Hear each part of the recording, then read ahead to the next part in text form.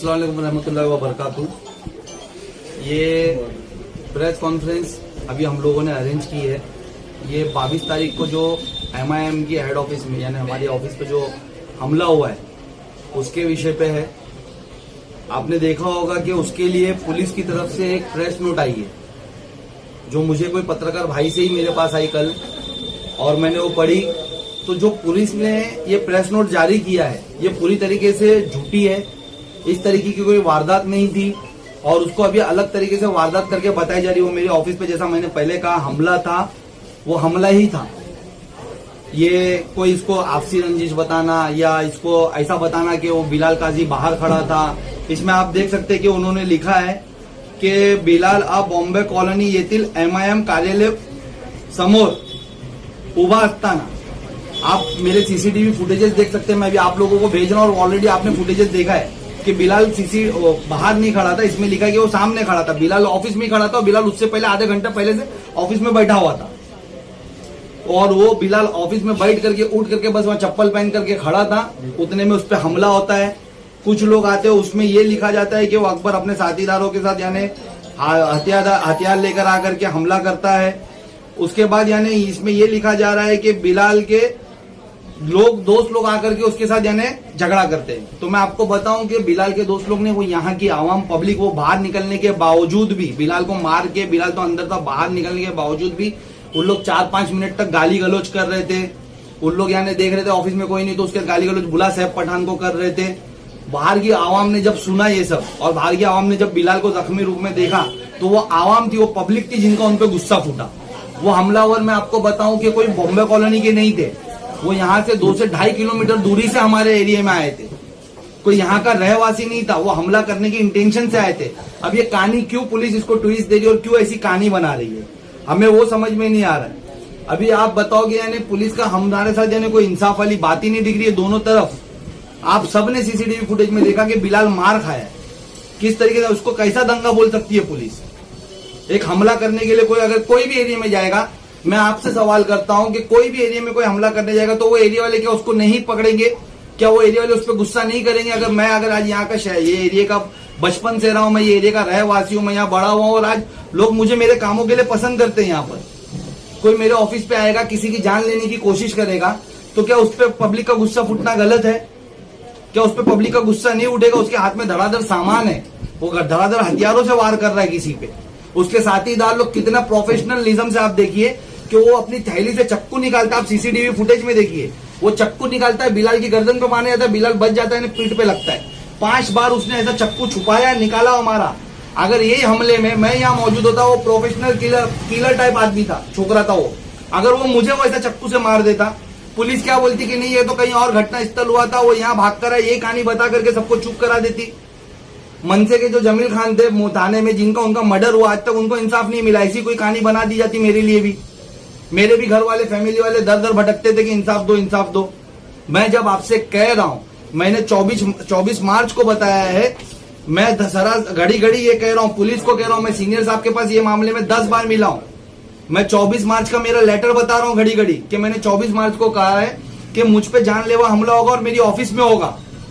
मैंने उस पर लिखा और इस तरीके की साजिश प्लानिंग करके होगा कि उसको ऐसा बताया जाएगा आपसी रंजिश है और मुझे मार दिया जाएगा।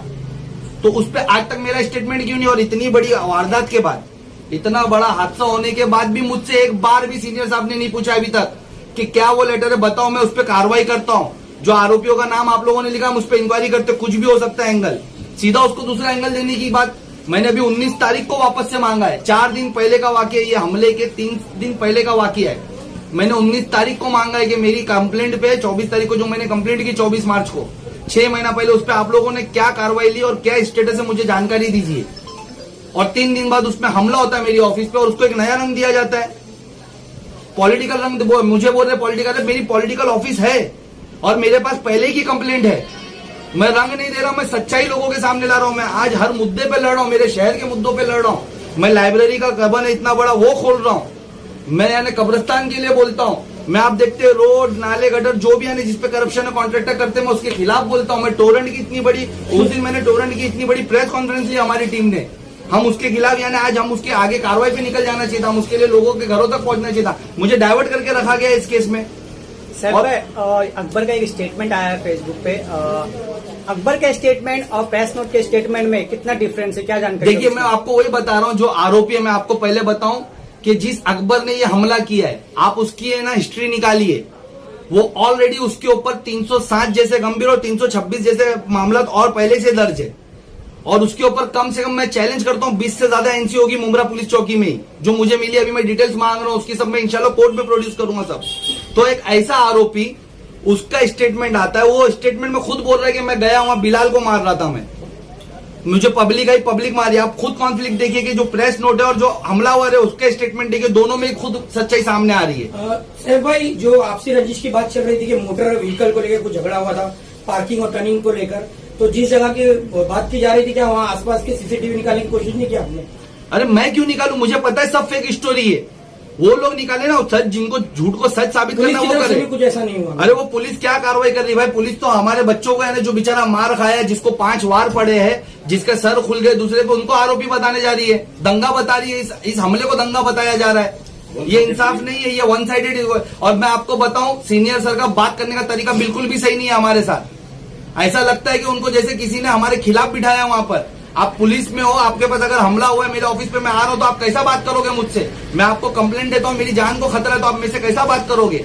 वो बोलते जा, तू वो शाना बनता है, मैं देख लूंगा, तू प्रेस कॉन्फ्रेंस क्यों कर रहा है, तू क्या? अरे मैं अपनी बात भी नहीं रखूं आवाम के सामने अभी। और आप मुझे ऐसा बोलने के नहीं हो, तो आप मेरी कार्रवाई करो, आप पता करो ना, मैं कंप्लेंट दे रहा हूं, मैं कोर्ट में देख लूंगा, जाती मेरी नौकरी तो देख लूंगा। ये सब का मतलब क्या होता है? यानी आप वन साइडेड कर रहे हो, आप किसी के इशारे पे कर रहे हो। मैं बोल रहा हूं ना, जांच, ये इसकी जांच बिठाई जाए और सब पुलिस वालों के भी कॉल स्ट्रेस किए जाए कि उनको कौन से एनसीपी के लोगों के कॉल आ रहे थे उस वक्त। अभी कुछ देर पहले आपको कुछ पुलिस वालों ने कुछ नोटिस देने के लिए आए थे, ये क्या नोटिस थी? देख, अभी मैं प्रेस कॉन्फ्रेंस मेरी डिक्लेयर हुई, अभी मुझे पुलिस विभाग की तरफ से एक नोटिस आया, मैंने रिसीव करने से मना कर दिया उनको, क्योंकि उसमें उन्होंने लिखा है कि यहाँ दंगे के लिए लोगों को जमा करके दंगा किया गया। तो कोई दंगा नहीं, वो हमला हुआ था यहाँ पर। तो मैं क्यों ऐसी प्रेस नोट रिसीव करूं मेरे ऑफिस पे? आप मेरा स्टेटमेंट लो। मैंने उनसे कहा मैं स्टेटमेंट लिख कर देता हूं, आप मेरा स्टेटमेंट लो। आप क्यों वो आरोपी को बचा रहे हो? और आज एनसीपी देखिए, जैसा मैं आप लोगों को पहले दिन से कह रहा हूं कि मेरी जान को खतरा है, मैंने एनसीपी के मिनिस्टर के खिलाफ कंप्लेंट की है कि उसने उन लोगों को बोला है कि मैं बचा लूंगा।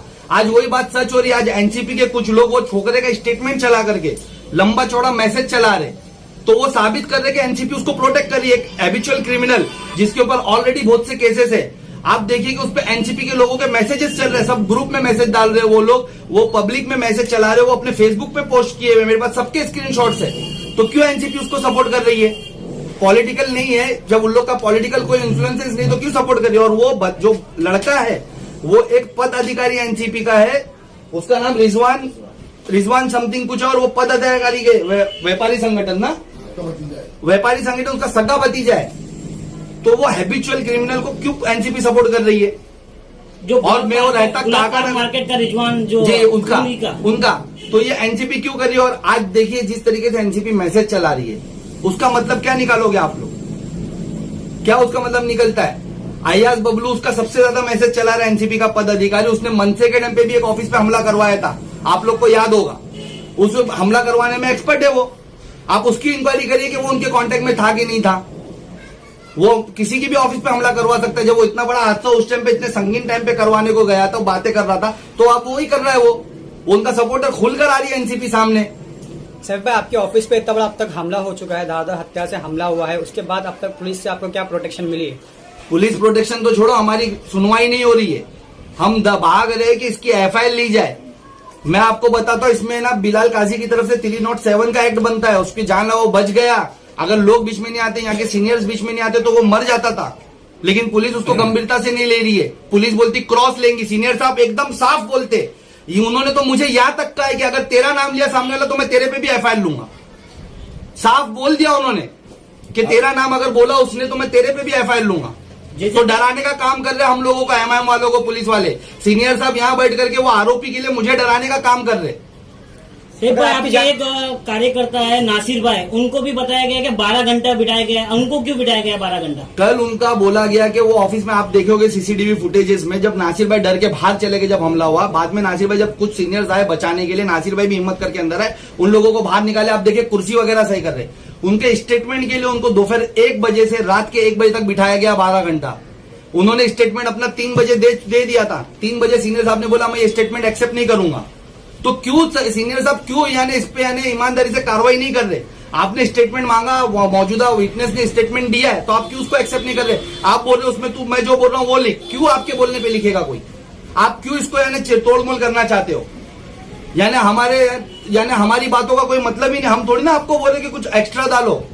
जो दिख रहा है कि वो धड़ाधड़ यानी लोखंड के रॉड लेकर आके हम हमला कर रहे, उसमें से एक छुरी से चक्कू निकाल के मार रहा है, आप वो तो लिखिए। वो बोल रहे कि सैफ पठान को बोला उसकी विकेट खा जाएंगे, इसको मार दे, इससे उसको मैसेज मिल जाएगा। ये कौन सी बात है? ये कौन सी? और हैबिचुअल क्रिमिनल आप किसको फेवर कर रहे हो? आपकी पुलिस चौकी के अंदर वो हैबिचुअल। और ये सीनियर साहब का देखिए आप रिकॉर्ड जानते हो, जैसा आज मैं इंसाफ के लिए भाग रहा हूं ना, मनोज चौरसिया याद होगा आपको, आखिर में खुद को आग लगानी पड़ी उसको, यही मौजूदा यानी सीनियर साहब थे उस वक्त भी। क्या मैं भी मर जाऊंगा उसके बाद मुझे इंसाफ के लिए कहीं पर सुनवाई होगी मेरी? क्यों नहीं पुलिस विभाग से मेरा स्टेटमेंट अभी तक दर्ज कराया जा रहा है? और मुझे क्यों डराया जा रहा है? मुझसे क्यों यानी इतना रूडली बिहेव किया जा रहा है? मैं एक यहाँ पर सिटीजन हूं इस शहर का। आप मुझे देखिए, वो लड़के का स्टेटमेंट सुनिए, मुझे छोड़िए, वो लड़के का स्टेटमेंट सुन लीजिए जो यानी मारामारी किया है। वो कबूल रहा है, वो ऑन कैमरा कबूल रहा है मैं मारने आया। वहां पर कबूल रह के पब्लिक ने मुझे पकड़ा और मारा। अब पुलिस को और क्या एविडेंस चाहिए? फिर पुलिस इस तरीके का कैसा बयान ले सकती है? इस तरीके से कैसा कार्रवाई कर सकती? क्या ये मैनिपुलेटेड कार्रवाई नहीं है? इसकी जांच होना चाहिए। मैं कमिश्नर साहब से, मैं सीएम साहब से, मैं होम मिनिस्टर साहब से ना इसकी जांच मांग रहा हूं। हमारे फैयाज अहमद खान साहब मुंबई प्रेसिडेंट इसके खिलाफ लेटर देकर के इसकी जांच मांग रहे हो। इंशाल्लाह ताला अभी तक यह लेटर डाल दिया गया होगा या मंडे को अपॉइंटमेंट होगा, तो मंडे को डालकर हम इसकी जांच मांगेंगे कि पुलिस क्यों यानी एक तरफा कार्रवाई कर रही है। ये जब मामला एक तरफा है तो उसको क्यों दोनों पे बनवा रही है, यानी किसको सपोर्ट कर रही है? सैफ पठान जी, जिस तरीके से आपने बातें की है, कि आपको ऐसा नहीं लगता कि मुंब्रा शहर जो महाराष्ट्र से अलग नहीं है और महाराष्ट्र में सत्ता परिवर्तन हो चुका है और शिंदे साहब की सरकार है? क्या ऐसा नहीं लगता कि आपको शिंदे जी से, जो एक आम से आम नागरिक न्याय पाने के लिए सीएम के दफ्तर जाता है और उनसे मुलाकात करके न्याय मांगता है, आप इतनी बड़ी पार्टी के आपके आमदार भी है महाराष्ट्र में, क्या आपको ऐसा नहीं लगता कि आपको डायरेक्टली शिंदे साहब को और मुख्यमंत्री जी को जाकर के मिलकर के इसके लिए दाद या न्याय मांगना चाहिए? देखिए, हम सीएम साहब से भी मुलाकात करेंगे।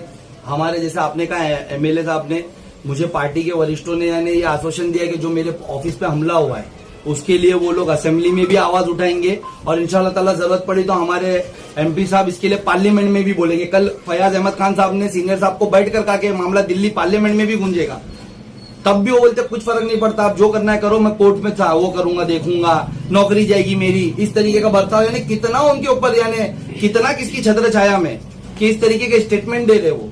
मैं आरोप नहीं लगा रहा हूं, मैं सच बोल रहा हूं। आप बताइए कि अगर ये हादसा किसी दूसरे के ऑफिस पे होता तो अब तक तो कर्फ्यू लगा दिया गया होता शहर में। अभी तक तो एनसीबी केस में होता तो बाप रे बाप पूरा मुंब्रा बंद होता, लेकिन ये पुलिस को नहीं दिख रहा है, पुलिस के अधिकारी यहाँ पे उन लोगों को नहीं दिख रहा है कि आके हथियार निकाल रहे। सैफ पठान का है, उसकी जगह सैफ पठान बैठा रहता और उसको डाल देते, उसके बाद में लोग सब इंक्वायरी एक्शन में आएंगे। यानी पुलिस का मतलब यही है कि पहले हमला हो जाए उसके बाद में हम लोग एक्शन करेंगे, तो ये पुलिस इंसाफ नहीं कर रही है। मैं भी आपको है ना ये केस में और एक चीज बताता हूँ। और सैफ भाई, ये यही ऑफिस नहीं है, इससे पहले शिवसेना में भी हुआ था, वहाँ पे भी ऐसे हमले हो गए थे, तभी भी पुलिस ने हरकत नहीं की थी, बल्कि वो आसिफ के ऊपर खुद केस बना दिए थे उन लोगों ने, वो भी बेचारा जेल गया हुआ था। तो मुमरा में हादसे होते ही रहते हैं और पुलिस इंसाफ नहीं करती है। भाई एक मिनट में आपको एक वीडियो दिखाता हूँ। ये बंदा मैं इसको जानता तक नहीं, कल मुमरा पुलिस स्टेशन के बाहर आया, मुझे कहा कि वही आरोपी जो लोग मेरे ऑफिस पे आए थे, उसने सीसीटीवी फुटेजेस में उनके फुटेजेस देखा और कहा कि वही आरोपी लोग ने इसे भी मारा है और इसने अपने जख्म तक बताया। इसमें आप जख्म देखिए किस तरीके से गंभीर जख्म है उसके, और सिर्फ इसकी मुमरा पुलिस स्टेशन में एनसीयू थी, तो क्यों उसको पुलिस प्रोटेक्ट कर रही है? कौन है वो? मैंने सुना कोई नशे का व्यापारी है, वो नशा बेचता है। क्या उसको पुलिस को फायदा है उससे कि पुलिस इतना यानी उसका होने के बाद उसको वो करती है, सपोर्ट करती है? ये मामला छोटा नहीं, मैंने कहा ये ऐसे प्रोफेशनल लोग हैं इन लोग। उसने बताया कि उनकी आदत है, वो हमला करते हैं, खुद का खुद सर फोड़ लेते हैं और पुलिस में जाकर के क्रॉस एफआईआर करते हैं ताकि यानी बाद में उसको ना सेटल किया जाए, उस मामले को दबा दिया जाए और पुलिस उनको फुल सपोर्ट करती है। तो ये कैसा इंसाफ है? ये मुमरा पुलिस में क्या हो रहा है? हमारी सुनवाई नहीं हो रही है और ऐसे अपराधियों को वो दिया जा रहा है। ये आपको मालूम है कि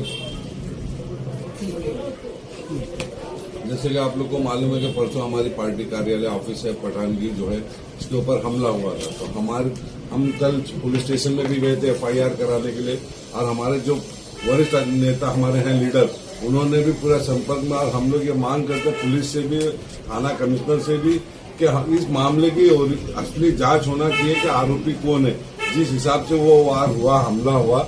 अगर कभी खुदा न खाते, ये हमारी पार्टी जनसंपर्क कार्यालय कोई सियासी पार्टी की एक ऑफिस है, कोई ऑर्डिनरी पार्टी की या कोई ऐसी ऑफिस नहीं थी कि जिससे अब एक सियासी पार्टी की ऑफिस के अंदर इस तरीके से अगर हमला होता है तो ये निंदनीय है, ये अच्छी चीज नहीं है। इसकी जो एकदम हकीकत जो इसके अंदर होना चाहिए उसकी पूरी पुलिस इंक्वायरी करे।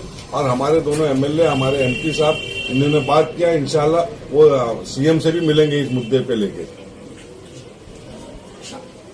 कुछ पूछो, कौन कर रहा था? करो ना भाई। कब आलम भाई, जिस तरह से देखा जा रहा है कि एक तरफा कार्रवाई का आप लोग ये कह रहे हैं कि एक तरफा कार्रवाई भी हो रही है, अभी तक किसी पर कोई FIR तक नहीं ली गई है शायद, और हम देख रहे हैं कि आप जो भी स्टेटमेंट आप देते हैं उसको पुलिस रिकॉर्ड करती है।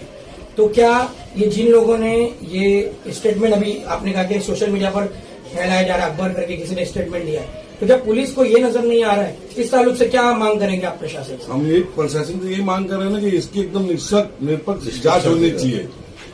इसकी जो जांच होनी चाहिए, इसका इन्वेस्टिगेशन होना चाहिए, वो एकदम साफ होना चाहिए कि ये जो अभी नई वीडियो उसकी आई, जो स्टेटमेंट दिया, तो उसके ऊपर पुलिस इसके ऊपर गंभीरता लेना चाहिए और उसकी मांग उसको अगर MIM प्रेस कॉन्फ्रेंस करती है तो कहा जाता है कि आप क्यों ऐसा कर रहे हैं, दंगा करने के लिए आप कर रहे हैं, लेकिन वहां से वो खुद कह रहा है कि पब्लिक ने जमा होकर के मुझे पकड़ा और मारा, तो सेल्फ डिफेंस का हक भी छीन लोगे आप हमसे। यानी आप बोल रहे हो कि हम सेल्फ डिफेंस में भी नहीं कुछ कर सकते, यानी लोग हमको आए मार के चले जाए, हम जान गंवा दे अपनी।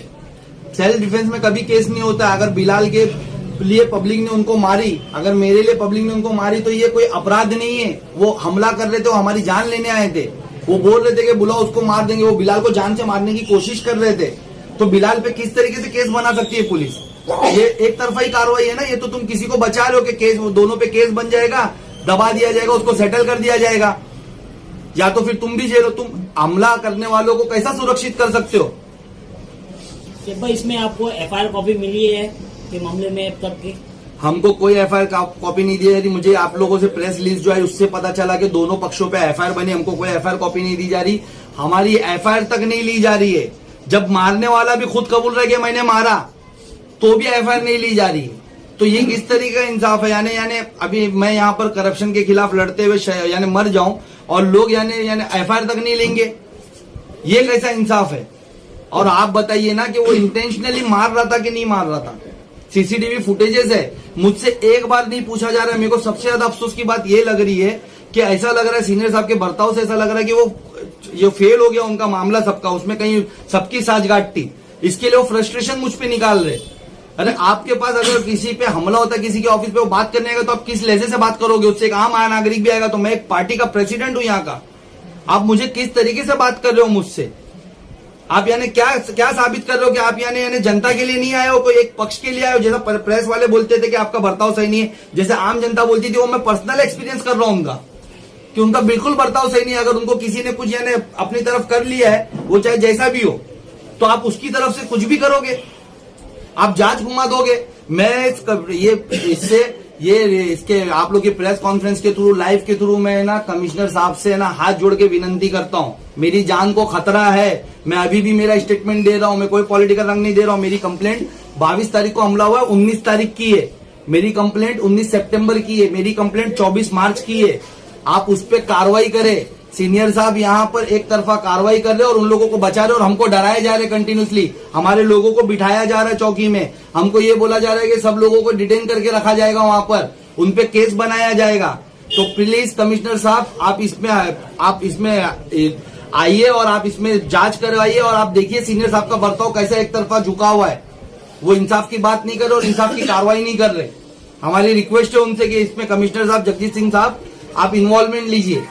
CM साहब से मैं वो करूंगा कि आप इन्वॉल्वमेंट लीजिए। होम मिनिस्ट्री से मैं रिक्वेस्ट करूंगा कि आप इन्वॉल्वमेंट लीजिए, हमारे वरिष्ठ लोग लगे आप लोगों से मुलाकात करेंगे, हम भी मुलाकात करेंगे, लेकिन उससे पहले कि यानी ये इसको अंजाम दे दे, कुछ बड़ी वारदात को यहाँ के सीनियर साहब मिल करके अंजाम दे दे, उस पर कुछ कार्रवाई करे।